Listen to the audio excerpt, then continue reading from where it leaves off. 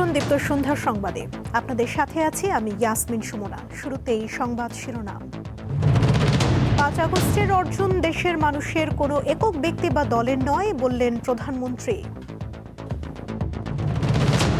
ইরানে চলছে আয়াতুল্লাহ খামেনির শেষ বিদায়ের আনুষ্ঠানিকতা, অংশ নিলেন বিশ্ব নেতারা।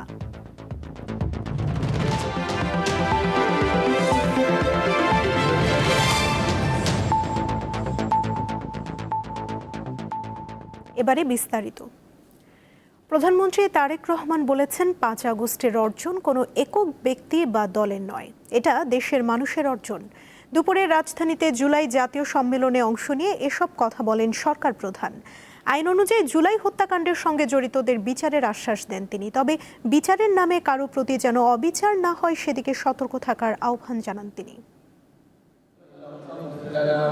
২৪ মাস পর আবারও ফিরে আসা ২০২৪ সালের জুলাইয়ের স্মৃতিকে স্মরণ করে এই আয়োজন। জুলাই ২৪ শহীদ পরিবার সোসাইটি ও আমরা জুলাই যোদ্ধার যৌথ উদ্যোগে আয়োজিত এ সম্মেলনে যোগ দেন সরকার প্রধান। শেখ হাসিনা সরকারের বিরুদ্ধে ওই গণ অভ্যুত্থানে নিহতদের পরিবারের সদস্যদের হাতে অনুষ্ঠানে স্মৃতিস্মারক তুলে দেন প্রধানমন্ত্রী। জাতিকে দ্বিধা বিভক্ত করে দেশকে এগিয়ে নেওয়া যায় না উল্লেখ করে যারা বাংলাদেশের অস্তিত্ব বিশ্বাস করে তাদেরকে দেশ ঐক্যবদ্ধ রাখতে এগিয়ে আসার আহ্বান জানান তারেক রহমান। আমরা চাই না জাতিকে দ্বিধা বিভক্ত করে সামনে এগিয়ে যেতে, কারণ জাতিকে বিভক্ত করে দেশকে কখনো সামনে নেওয়া যায় না। দেশকে সামনে একমাত্র তখনই নেওয়া সম্ভব যদি আমরা সমগ্র জাতিকে ঐক্যবদ্ধ করতে পারি। সবার অংশগ্রহণে গণ অভ্যুত্থান হয়েছে বলেও উল্লেখ করেন তিনি। ৫ই আগস্ট যে অর্জন আমরা করেছি, এই অর্জন কোনো একক ব্যক্তি, কোনো একক রাজনৈতিক দলের অর্জন নয়, বরং এই অর্জন দল মত নির্বিশেষে বাংলাদেশের প্রত্যেকটি গণতন্ত্রকামী, প্রত্যেকটি শান্তিপ্রিয় মানুষের এটি অর্জন। এ সময় নিজের ও পরিবারের সদস্যদের ওপর হওয়া অন্যায় ও নির্যাতনের কথাও তুলে ধরেন প্রধানমন্ত্রী। আমার মায়ের সন্তান হিসেবে আমি নিশ্চিত আমার মা আমাকে বলতেন, তোমার দায়িত্ব দেশের সকলকে ঐক্যবদ্ধ করে সামনে এগিয়ে যাওয়া, দেশকে সামনে।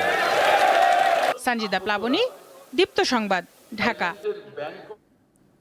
চাঁপাইনবাবগঞ্জ সীমান্তে রাতের আধারে বিএসএফের পুশিন চেষ্টা বিজিবি ও গ্রামবাসীর তৎপরতায় ব্যর্থ হয়েছে। শনিবার সকালে সংবাদ বিজ্ঞপ্তিতে বিজিবি জানায়, গত শুক্রবার রাতে চকপাড়া বিওপির বিপরীতে ভারতীয় সীমান্তের অভ্যন্তরে কিছু লোকের সন্দেহজনক সমাগম টের পেয়ে তাৎক্ষণিক ব্যবস্থা নেয় বিজিবি ও এলাকাবাসী। শূন্যরেখা থেকে প্রায় ৬০০ গজ ভারতের অভ্যন্তরে মুসলিম পাড়া নামক স্থানে আনুমানিক ১২ জন লোকের সমাগম লক্ষ্য করা যায়। খবর পেয়ে বিজিবি টহল দল দ্রুত ঘটনাস্থলে পৌঁছায় এবং স্থানীয়দের সহায়তায় সতর্ক অবস্থান নেয়। ফলে অনুপ্রবেশের চেষ্টা ব্যর্থ হয়। সীমান্তের ওই এলাকায় বিজিবি ও স্থানীয় জনসাধারণের কড়া নজরদারি বহাল রয়েছে।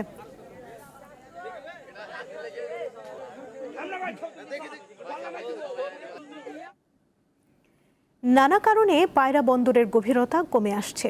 ১০.৫ মিটার গভীরতার চ্যানেলটি এখন মাত্র ৬ মিটার রয়েছে। এতে হ্রাস পাচ্ছে বিদেশি জাহাজের আগমন। তাই দ্রুত ড্রেজিং ও সুষ্ঠু ব্যবস্থাপনার মাধ্যমে নাব্য রক্ষার তাগিদ দিয়েছেন সংশ্লিষ্টরা। সরাসরি পায়রা বন্দরের এই টার্মিনালে ১০.৫ মিটার গভীরতার দেশি বিদেশি মাদার ভেসেল ভিড়ানোর লক্ষ্যে রামনাবাদ চ্যানেলের ৭৫ কিলোমিটার এলাকায় ক্যাপিটাল ড্রেজিং করে বন্দর কর্তৃপক্ষ। তবে ২০২৩ সালে ক্যাপিটাল ড্রেজিং শেষ হওয়ার পর মেনটেনেন্স ড্রেজিং না হয় রামনাবাদ চ্যানেলে নাব্যতা সংকট দেখা দেয়। ক্যাপিটাল ড্রেজিংয়ের সাথেই কিন্তু আপনার মেনটেনেন্স ড্রেজিংটা যুক্ত থাকা দরকার ছিল, কিন্তু মেনটেনেন্স ড্রেজিংটা যেহেতু আর অ্যাপ্রুভাল ছিল না, সো হঠাৎ করে আমার গভীর চ্যানেলটা কোনো ধরনের ড্রেজিং করা বন্ধ হয়ে গেল। তো তাতে করে কি হচ্ছে, আমার আপার স্ট্রিপ থেকে যেই পলিগুলো আসতো এবং জাহাজ মুভমেন্টের কারণে ধরেন কিছু চলে যেত, কিন্তু তারপরেও আস্তে আস্তে আপনার সেডিমেন্টেশনগুলো জমা হতে থাকলো। তো সোজা বাংলায় যদি আমি জিনিসটা বলি, ওইটা তো খনন করে যেই মাটিটা যেটা ছিল, সে থকথকে ভারী মাটি যেটা ছিল, ওইটাকে রিমুভ করা হয়েছে। এর উপরে এখন আপস্ট্রিম থেকে পলিগুলো এসে জমা হয়েছে। এই পলিগুলো কি নরম পলি, সো এখন যেটা আমাদের আসলে দরকার ছিল সেটা হচ্ছে যে এই পলিগুলোকে সরায় দেওয়া। মেইনটেনেন্স ড্রেজিং এবং 2টি হপার ড্রেজার ক্রয়ের লক্ষ্যে 4,500 কোটি টাকার একটি প্রকল্প টেকনিকে অনুমোদনের অপেক্ষায় রয়েছে।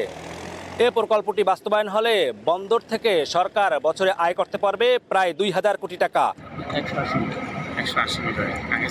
2025-26 অর্থ বছরে এখন পর্যন্ত 29টি বাণিজ্যিক জাহাজ পায়রা বন্দরে প্রবেশ করে।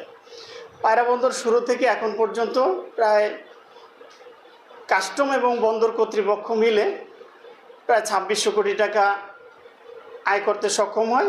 এর মধ্যে বন্দরের প্রায় 950 কোটি টাকা রাজস্ব আয় হয়। পূর্ণ সক্ষমতায় পায়রা বন্দরের অপারেশনাল কার্যক্রম শুরু হলে বদলে যাবে দক্ষিণাঞ্চলের অর্থনৈতিক চিত্র।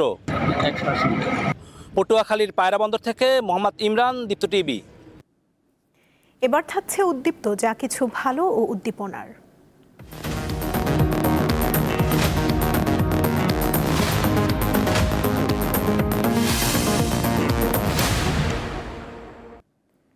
মাদারীপুরের একটি গ্রামের সড়কে প্রবাসীদের উদ্যোগে বসানো হয়েছে ল্যাম্পপোস্ট, যা পুরো গ্রামকে আলোকিত করার পাশাপাশি ভূমিকা রাখছে অপরাধ নিয়ন্ত্রণে।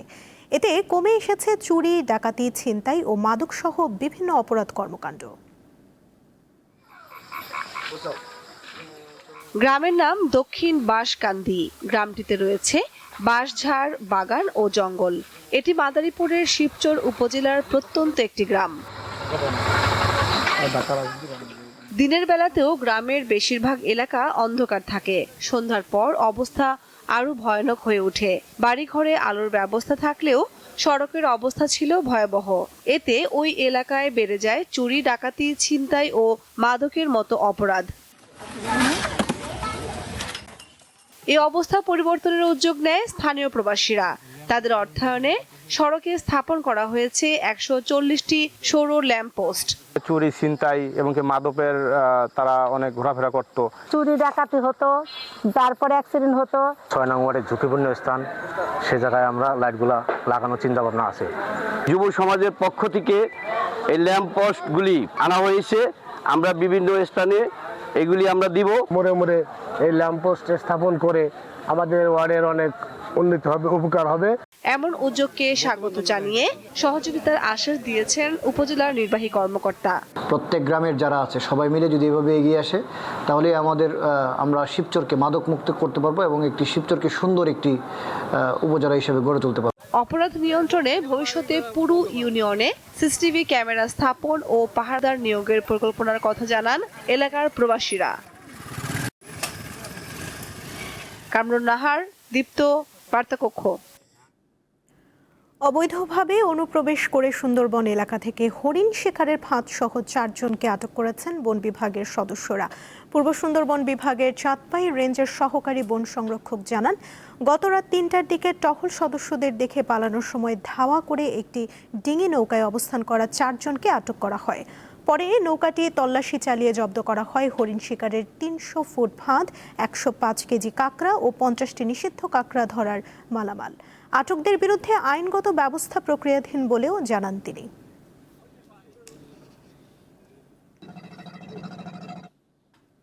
ঝালকাঠির 250 শয্যার সদর হাসপাতাল দ্রুত চালুর দাবিতে মানববন্ধন করেছে জেলা জামায়াতে ইসলামী।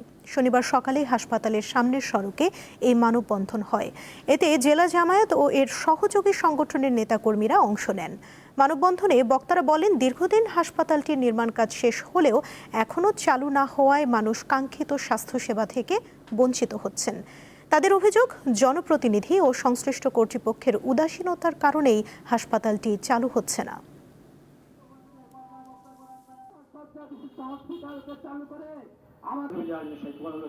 এবারে আন্তর্জাতিক প্রসঙ্গ। ইরানে নিহত সাবেক সর্বোচ্চ নেতা আয়াতুল্লাহ আলী খামেনির অন্ত্যেষ্টিক্রিয়ার আনুষ্ঠানিকতা শুরু হয়েছে। স্থানীয় সময় শনিবার সকালে তেহরানে ইমাম খোমেনি মসজিদ কমপ্লেক্সে এই অনুষ্ঠান শুরু হয়। খামেনিকে বিদায় জানাতে বিপুল সংখ্যক মানুষের উপস্থিতির কারণে ফজরের আজানের সময় মসজিদ কমপ্লেক্সের দরজা খুলে দেওয়া হয়। এ সময় শ্রদ্ধা জানাতে আসা ইরানিদের হাতে ছিল দেশের পতাকা, বদ্ধ হাতের মুষ্টির প্রতীক, আয়াতুল্লাহ আলী খামেনি এবং বর্তমান সর্বোচ্চ নেতা মুস্তফা খামেনির ছবি। প্রয়াত নেতাকে বিদায় জানানোর পাশাপাশি বর্তমান নেতার প্রতি আনুগত্য প্রকাশ করেন ইরানের জনগণ।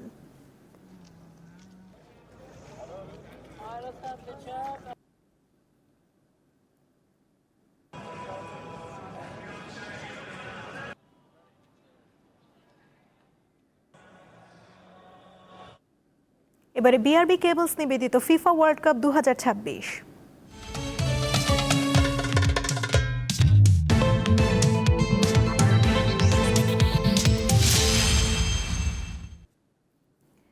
বিশ্বকাপের শেষ 16 এবার ইউরোপের পাওয়ার ফুটবলের মুখোমুখি লাতিন ছন্দ। কোয়ার্টার ফাইনালে ওঠার লড়াই দুইবারের চ্যাম্পিয়ন ফ্রান্সের বিপক্ষে খেলবে প্যারাগুয়ে।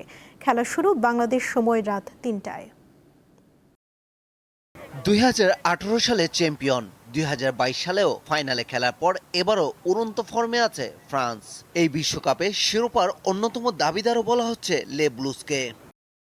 গ্রুপ পর্ব থেকে রাউন্ড অফ 32, ফ্রান্সের কাছে পাত্তা পায়নি কোনো দল। এবার আরও একটি নকআউট ম্যাচ, যেখানে কাগজে কলমে প্যারাগুয়ের চেয়ে অনেক এগিয়ে দিদিয়ের দেশমের শিষ্যরা। সেই সাথে এমবাপ্পে, অলিসে, দেম্বেলে, বার্কুলারদের উড়ন্ত ফর্ম বড় আশা যোগাচ্ছে। তবে প্রতিপক্ষকে ছোট মনে করছেন না দলটির কোচ দিদিয়ের দেশম। তার মতে প্যারাগুয়ে একটি শারীরিকভাবে শক্তিশালী দল, ট্যাকলে বলবান ও পাল্টা আক্রমণে বিশেষভাবে বিপজ্জনক। তার উপর প্যারাগুয়ে শেষ 16তে জার্মানিকে পরাজিত করে নিজেদের দৃঢ়তার পরিচয় দিয়েছে, বাড়িয়েছে আত্মবিশ্বাস। তবে দক্ষিণ আমেরিকার প্রতিনিধিদের সীমাবদ্ধতাও খুব স্পষ্ট। তারা তাদের শেষ 5 ম্যাচে মাত্র 7টি গোল করেছে। চলতি বিশ্বকাপের কোনো ম্যাচেই 1 গোলের বেশি করতে পারেনি। মুখোমুখি লড়াইয়ের ইতিহাসও ইউরোপীয় প্রতিনিধির পক্ষেই ঝুঁকে আছে। দল দুটি 5 বার মুখোমুখি হয়েছে এবং প্যারাগুয়ে কখনোই জিততে পারেনি। 2টি ম্যাচ ড্র করেছে ও 3টি ম্যাচে হেরেছে। বিশ্বকাপের শুরু থেকেই আলোচনার কেন্দ্রে যুক্তরাষ্ট্রের আবহাওয়া। এই ম্যাচ সামনে রেখেও তার ব্যতিক্রম হয়নি। ফিলাডেলফিয়ায় তাপমাত্রা ছুঁতে পারে 38 ডিগ্রি সেলসিয়াস, যা ভোগাতে পারে দুই দলের খেলোয়াড়কেই। পারভেজ খোকন, দীপ্ত স্পোর্টস। এদিকে দারুণ এক ফুটবল রোমাঞ্চ ছড়ানো ম্যাচে কেপ ভার্দেকে 3-2 গোলে হারিয়ে বিশ্বকাপের শেষ 16 উঠেছে আর্জেন্টিনা।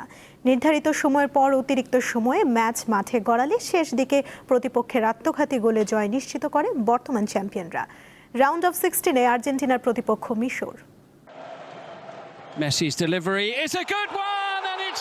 কি ছিল না এই ম্যাচে, রীতিমতো টুইস্ট আর ক্লাইম্যাক্সের পর্ষা নিয়ে বসেছিল ম্যাচটি। আর্জেন্টিনা 2 বার লিড নিলেও সমতায় ফেরে কেপ ভার্দে। শেষ পর্যন্ত রূপকথা গল্প লেখা হলো না কেপ ভার্দের। ম্যাচ হারলেও দর্শকদের ভালোবাসা নিয়ে বিশ্বকাপ থেকে বিদায় নিতে হয় তাদের, আর স্বস্তির নিঃশ্বাস নেয় মেসি বাহিনী। যুক্তরাষ্ট্রের মিয়ামিতে ম্যাচের শুরু থেকেই বল দখল আর আক্রমণের ধার সবকিছুতেই এগিয়ে ছিল আর্জেন্টিনা। 29 মিনিটে লিওনেল মেসির গোলে এগিয়ে যায় আর্জেন্টিনা। চলতি বিশ্বকাপে এটি MLS 10-এর 7ম গোল আর বিশ্বকাপ ক্যারিয়ারে 20তম। এ নিয়ে বিশ্বকাপের টানা 8ম ম্যাচে গোল করা কীর্তি গড়লেন আর্জেন্টাইন অধিনায়ক। বিরতির পর আক্রমণে সাহসী হয়ে ওঠে কেপ ভার্দে। 59 মিনিটে লারুস দুয়ার্তের দুর্দান্ত গোলে সমতায় ফিরে দেশটি।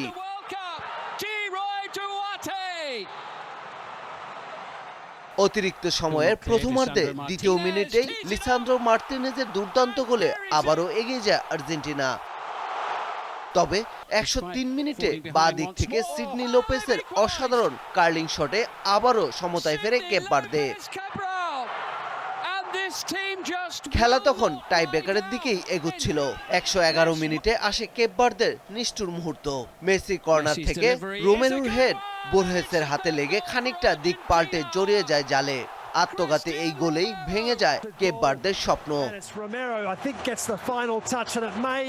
আর্জেন্টিনা মিশর শেষ 16 ম্যাচটি শুরু হবে আগামী 7 জুলাই বাংলাদেশ সময় রাত 10টায়।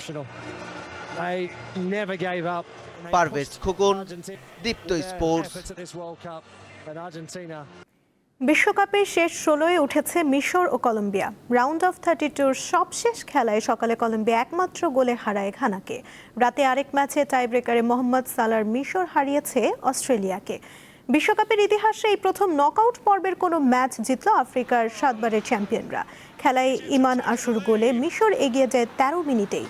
দ্বিতীয়ার্ধের 55তম মিনিটে মোহাম্মদ হানির করা আত্মঘাতী গোলে সমতায় ফিরে অস্ট্রেলিয়া। এরপর অতিরিক্ত সময়ের খেলাও সমতায় শেষ হওয়ায় ম্যাচ গড়ায় টাইব্রেকারে। সেখানে 4-2 ব্যবধানে জয় নিশ্চিত হয় মিশরের। শেষ 16-তে ওঠার পথে ঘানার বিপক্ষে কলম্বিয়ার জয় 1-0 গোল ব্যবধানে। ম্যাচের 14 মিনিটে গোলটি করেন জন আরিয়াস। শেষ ষোলে লাতিন আমেরিকার দলটির প্রতিপক্ষ সুইজারল্যান্ড। আগামী মঙ্গলবার বাংলাদেশ সময় রাত 2টায় শুরু হবে শেষ ষোলোর এই match. Luis Suarez, stopped by Menza, collected again by him, and then into the net it goes for a Colombia goal from John Arias. দীপ্ত সন্ধ্যার সংবাদ শেষ করার আগে শিরোনামগুলো জানিয়ে দিচ্ছি আরও একবার। 5 আগস্টের অর্জন দেশের মানুষের, কোনো একক ব্যক্তি বা দলের নয় বললেন প্রধানমন্ত্রী। ইরানে চলছে আয়াতুল্লাহ খামেনির শেষ বিদায়ের আনুষ্ঠানিকতা, অংশ নিলেন বিশ্ব নেতারা।